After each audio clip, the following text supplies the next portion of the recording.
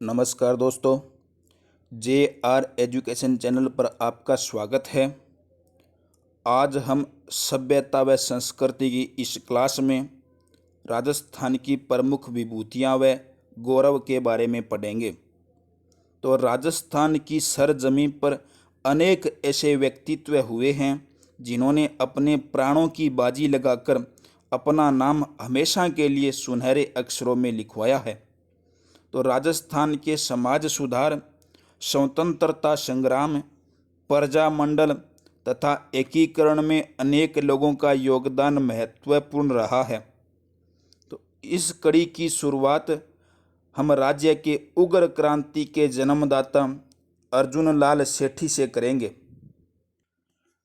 अर्जुन लाल सेठी का जन्म 9 सितंबर 1880 ईस्वी को हुआ। अर्जुन लाल सेठी का जन्म 9 सितंबर 1880 ईस्वी को एक जैन परिवार में हुआ। अर्जुन लाल सेठी का जन्म 9 सितंबर 1880 ईस्वी को एक जैन परिवार में हुआ। ये उच्च विचारों के धनी थे। अर्जुन लाल सेठी उच्च विचारों के धनी थे। महाराजा कॉलेज से BA पास करी, जयपुर महाराजा कॉलेज से BA पास करी और BA करने के बाद इन्हें राज्य सेवा का प्रस्ताव मिला था। अर्जुन लाल सेठी को महाराजा कॉलेज से BA करने के बाद राज्य सेवा यानी सरकारी नौकरी का प्रस्ताव मिला था। राज्य सेवा का प्रस्ताव मिला था। इन्होंने इस प्रस्ताव को यह कहकर ठुकरा दिया कि अगर मैं राज्य की नौकरी करूंगा तो अंग्रेजों को भारत से बाहर कौन निकालेगा। सेठी जी ने राज्य सेवा का प्रस्ताव इस कथन के साथ ठुकरा दिया कि अगर मैं राज्य की नौकरी करूंगा तो इन अंग्रेजों को भारत से बाहर कौन निकालेगा। यह कहते हुए उन्होंने राज्य सेवा का प्रस्ताव ठुकरा दिया था। इन्होंने 1905 में वर्धमान पाठशाला की स्थापना करी थी।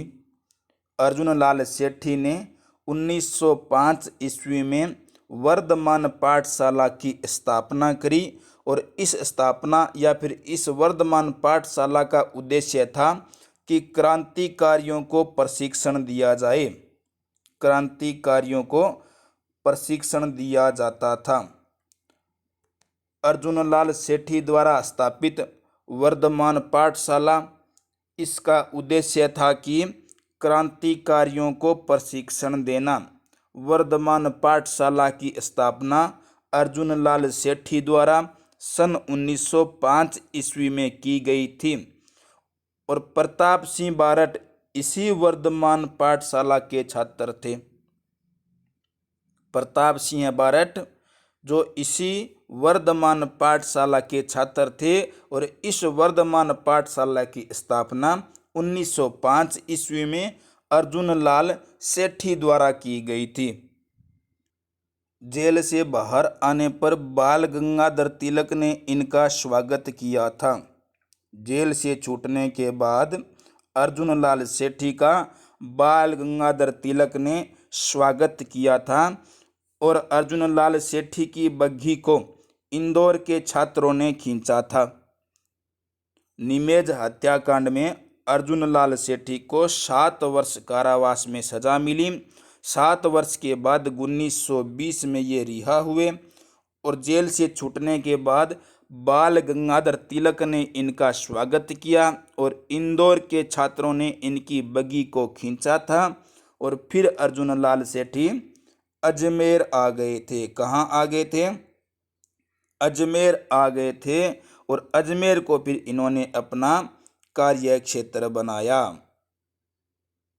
जेल से छूटने के बाद बाल गंगाधर तिलक ने इनका स्वागत किया।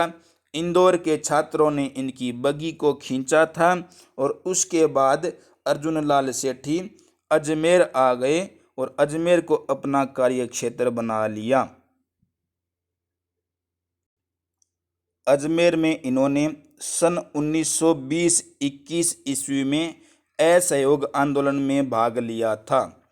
अजमेर से इन्होंने सन 1920-21 ईस्वी में असहयोग आंदोलन में भाग लिया था। उसके बाद इन्होंने अपना संपूर्ण जीवन हिंदू मुस्लिम एकता को स्थापित करने में बिताया। असहयोग आंदोलन में भाग लेने के बाद इन्होंने अपना संपूर्ण जीवन हिंदू मुस्लिम एकता को स्थापित करने में बिताया और 23 दिसंबर सन 1945 ईस्वी को इनका निधन हो गया, इनका स्वर्गवास हो गया और इनकी इच्छा अनुसार इन्हें दरगाह में दफनाया गया था। तो अर्जुन लाल सेठी का जन्म 9 सितंबर 1880 ईस्वी को जयपुर के एक जैन परिवार में हुआ। इनकी शिक्षा भी जयपुर में हुई और जयपुर में महाराजा कॉलेज से बीए करने के बाद इन्हें सरकारी नौकरी यानी राज्य सेवा का प्रस्ताव मिला था।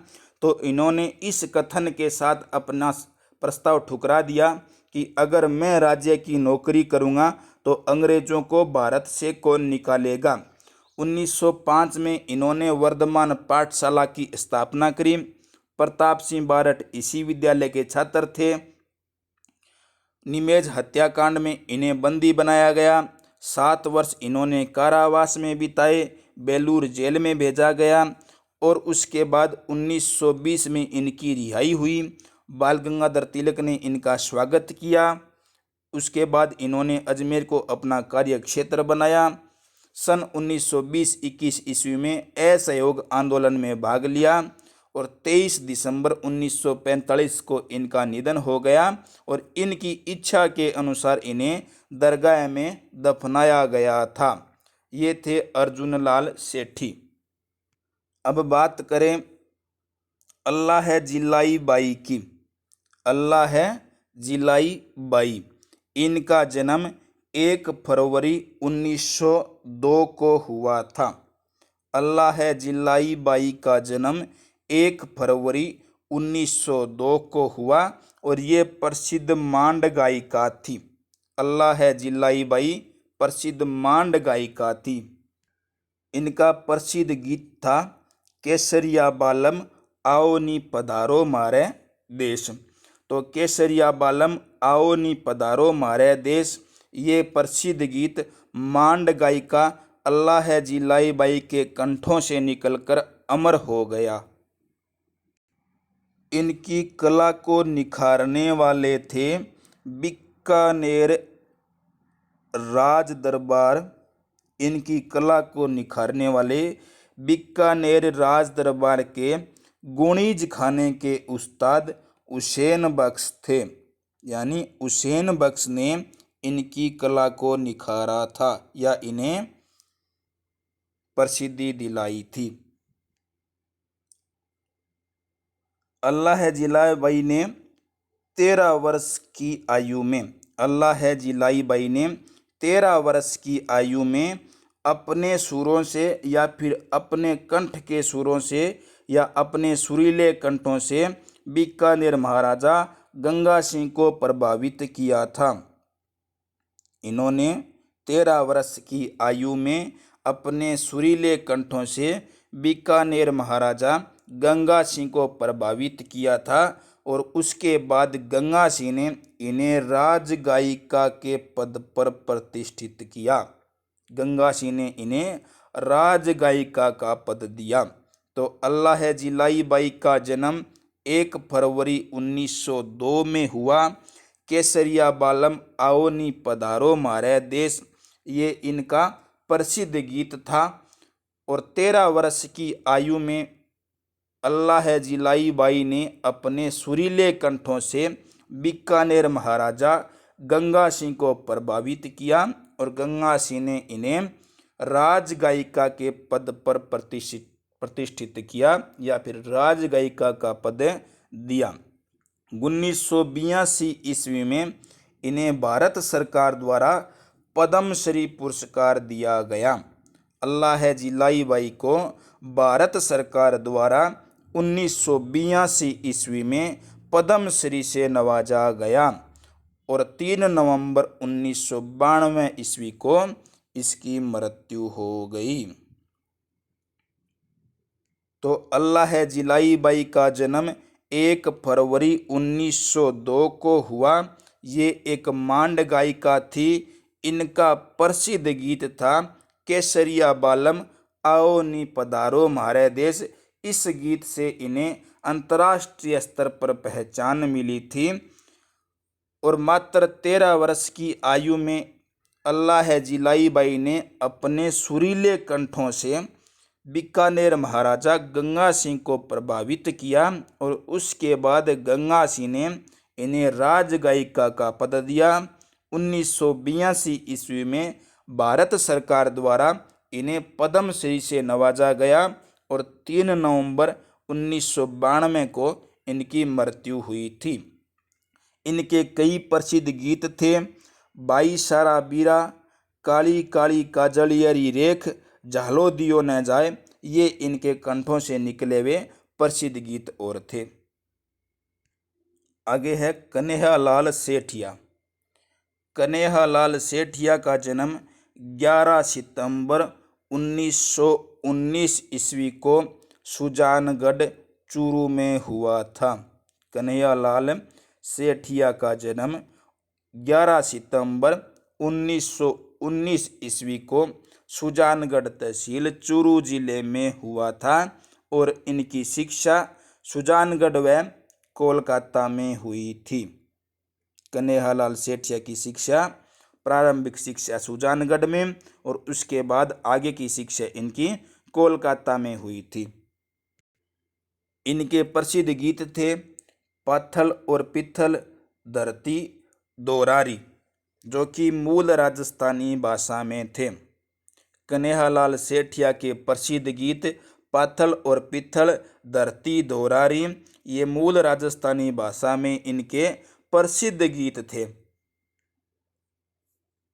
कन्हैयालाल सेठिया 1934 ईस्वी में कन्हैयालाल सेठिया 1934 ईस्वी में गांधी जी के संपर्क में आए थे और 1934 के बाद यानी गांधी जी के संपर्क में आने के बाद इन्होंने खादी पहनना धारण किया था। कन्हैयालाल सेठिया 1934 ईस्वी में महात्मा गांधी के संपर्क में आए और उसी दिन के बाद इन्होंने खादी पहनना शुरू कर दिया था। सन 1941 ईस्वी में इनका पहला काव्य था वन फूल। 1941 ईस्वी में इनका पहला काव्य वन फूल था जो कि प्रकाशित हुआ था।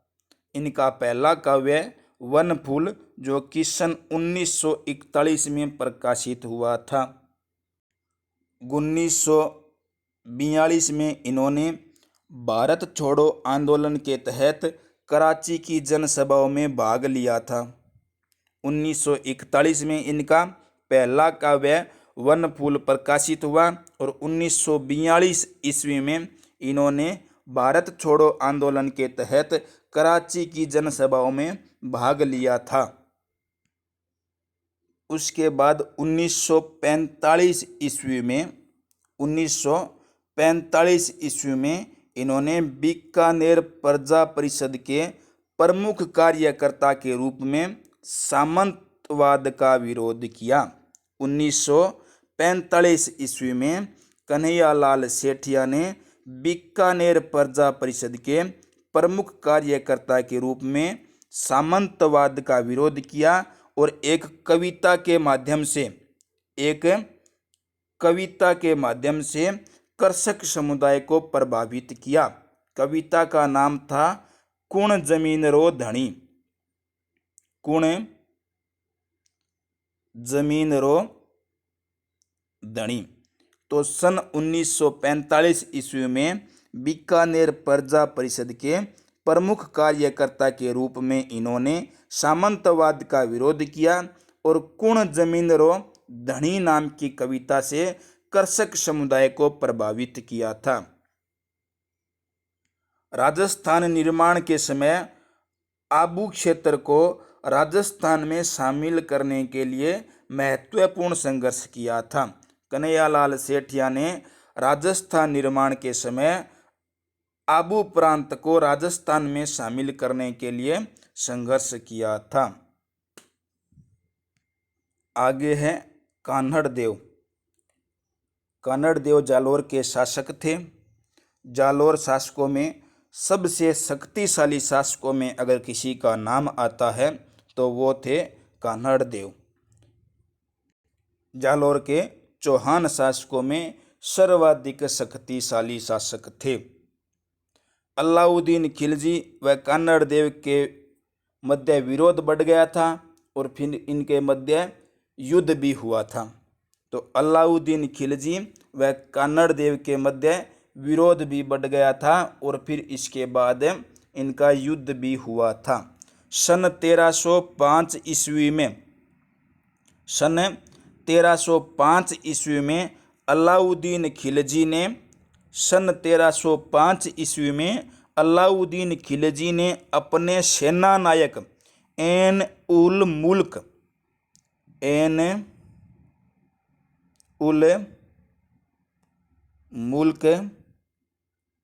मुल्तानी 1305 ईस्वी में सुल्तान अलाउद्दीन खिलजी ने अपने सेना नायक एन उल मुल्क मुल्तानी को सैन्य जालोर भेजा। सैन्य का मतलब हो गया सेना सहित जालोर भेजा था। अलाउद्दीन खिलजी व कान्हड़ देव के मध्य विरोध बढ़ गया था। उसके बाद 1305 ईस्वी में सुल्तान अलाउद्दीन खिलजी ने अपने सेना नायक एन उल मुल्क मुल्तानी को सेना सहित जालोर भेजा था और वह सेना नायक समझा बुझाकर कान्हड़ देव को दिल्ली ले गया। अलाउद्दीन खिलजी व कान्हड़ देव के मध्य विरोध बढ़ गया। विरोध बढ़ने के बाद खिलजी ने 1305 ईस्वी में अपने सेना नायक को सेना सहित जालोर भेज दिया और वह सेना नायक बहला फुसलाकर या समझा बुझाकर कान्हड़ देव को दिल्ली ले गया। तो दिल्ली का दरबार जो कि उसके स्वाभिमान के विरुद्ध था, दिल्ली का जो दरबार था वह कान्हड़ देव के स्वाभिमान के विरुद्ध था।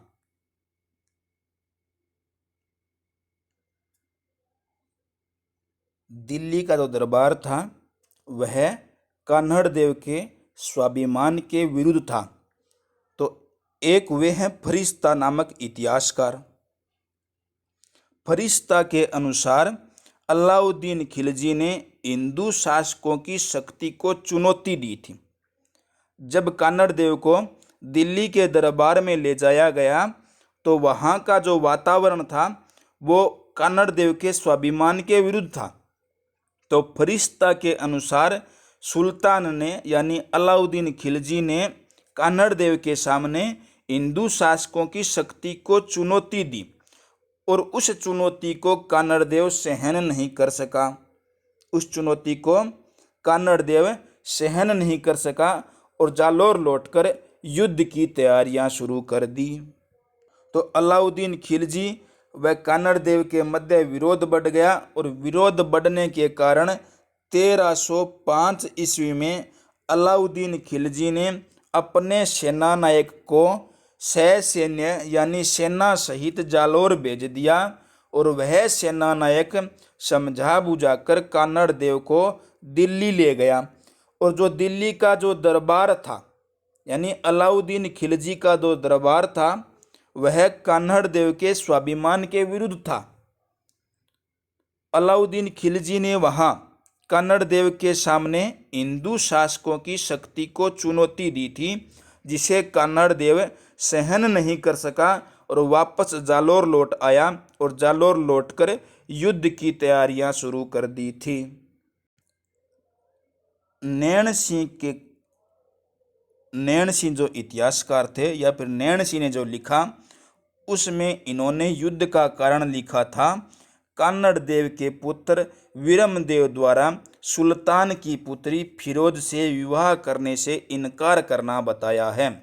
नैन सिंह के अनुसार जो अलाउद्दीन खिलजी व कान्नड़ देव के मध्य युद्ध हुआ था, उस युद्ध का कारण बताया कि अलाउद्दीन खिलजी की एक पुत्री थी फिरोज, और फिरोज का विवाह अलाउद्दीन खिलजी कान्नड़ देव के पुत्र वीरमदेव से करना चाहते थे, और कान्नड़ देव ने अपने पुत्र वीरमदेव के साथ उस पुत्री का विवाह करने से इनकार कर दिया था।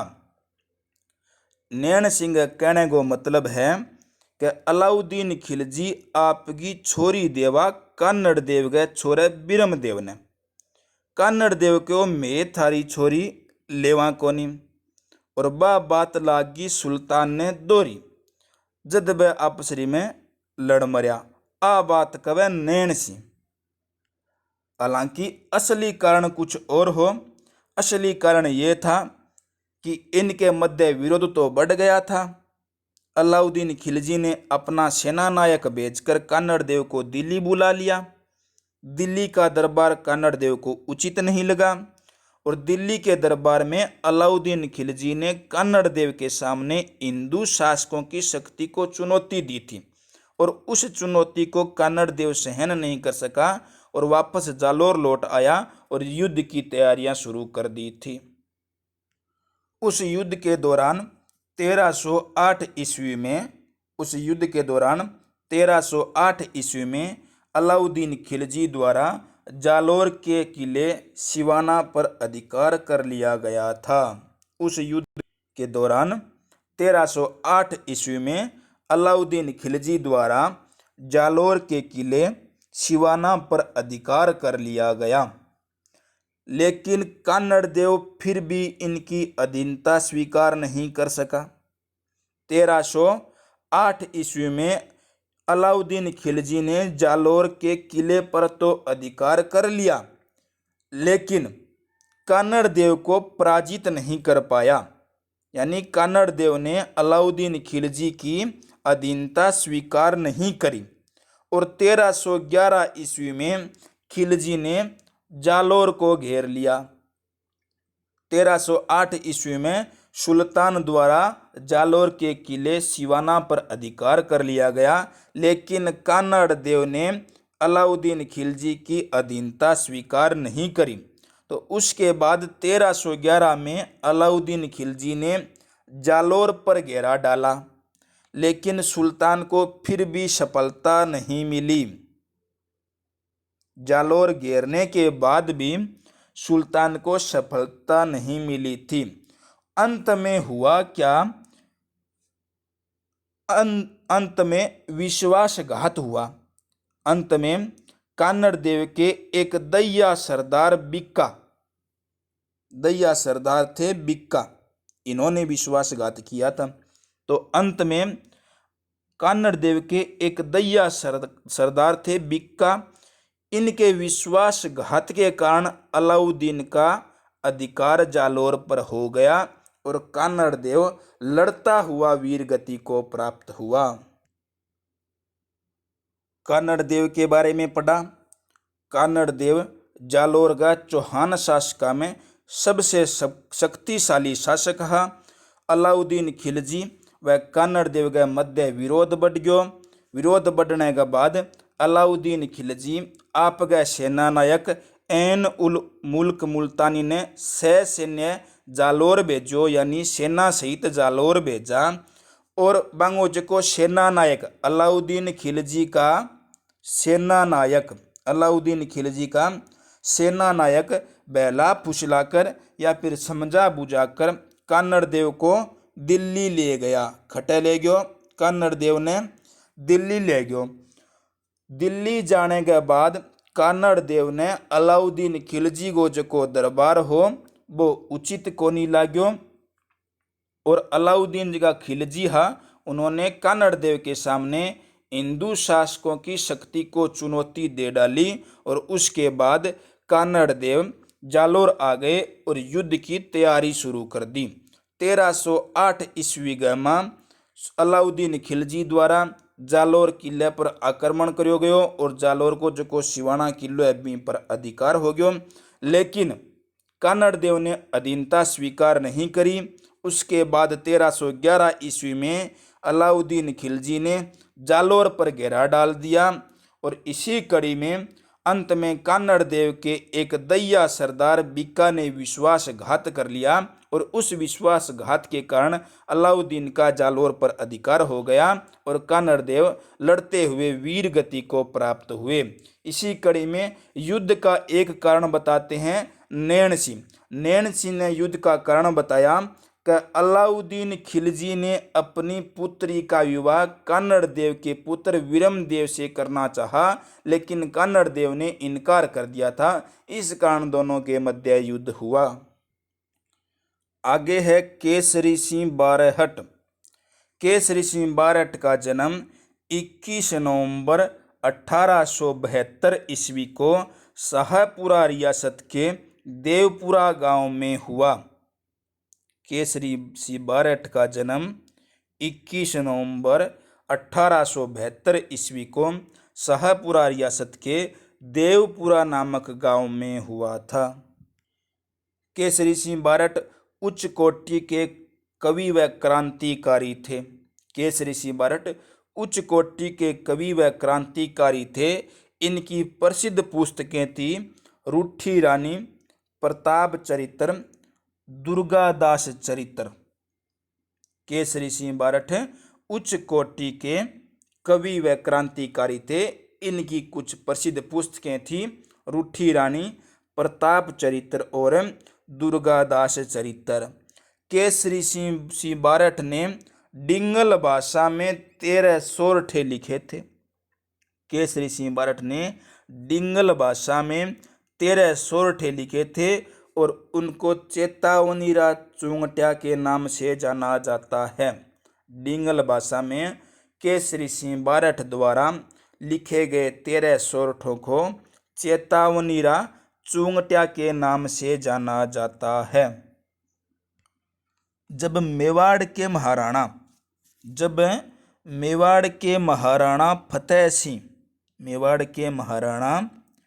फतेह सिंह लॉर्ड कर्जन द्वारा आयोजित दिल्ली दरबार, जो कि 1903 में लगा था, यानी 1903 में वायसराय लॉर्ड कर्जन द्वारा दिल्ली दरबार आयोजित किया गया और उस दरबार में मेवाड़ के महाराणा फतेह सिंह भाग लेने जा रहे थे। उस समय केसरी सिंह बारहट ने इन 13 सोरठों के माध्यम से उनके पूर्वजों के साहस और शौर्य का वर्णन किया। किसके? फतेह सिंह के। वायसराय लॉर्ड कर्जन द्वारा 1903 ईस्वी को दिल्ली दरबार आयोजित किया और उस दिल्ली दरबार में मेवाड़ के महाराणा फतेह सिंह भाग लेने जा रहे थे। उस समय केसरी सिंह बारहट ने 13 सोरठों के माध्यम से फतेह सिंह के पूर्वजों के साहस व शौर्य का वर्णन किया और इन सोरठों से प्रभावित होकर मेवाड़ के महाराणा फतेह सिंह दिल्ली नहीं गए थे। 1910 में इन्होंने वीर भारत सभा का गठन किया और 14 अगस्त 1914 को केसरी सिंह बारहट का निधन हो गया। केसरी सिंह बारहट का जन्म 21 नवंबर 1872 को शाहपुरा रियासत के देवपुरा नामक गांव में हुआ। ये उच्च कोटि के कवि व क्रांतिकारी थे। इनकी कुछ प्रसिद्ध पुस्तकें थीं रूठी रानी, प्रताप चरित्र, दुर्गादास चरित्र। इन्होंने डिंगल भाषा में 13 सोरठे लिखे जिन्हें चेतावनीरा चुंगट्या नाम से जाना जाता है। 1903 ईस्वी में वायसराय लॉर्ड कर्जन द्वारा दिल्ली दरबार आयोजित किया और उस दरबार में मेवाड़ के महाराणा फतेह सिंह भाग लेने जा रहे थे।